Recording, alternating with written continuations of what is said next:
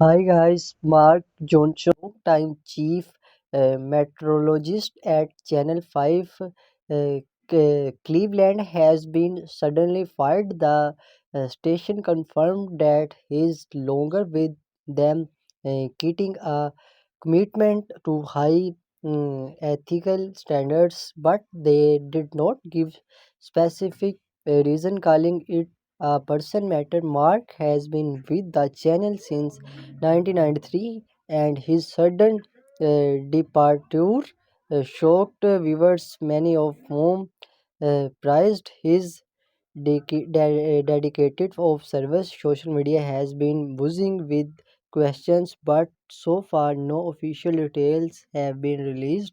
Channel 5 says they are now searching for his replacement to continue developing accurate weather updates to notice.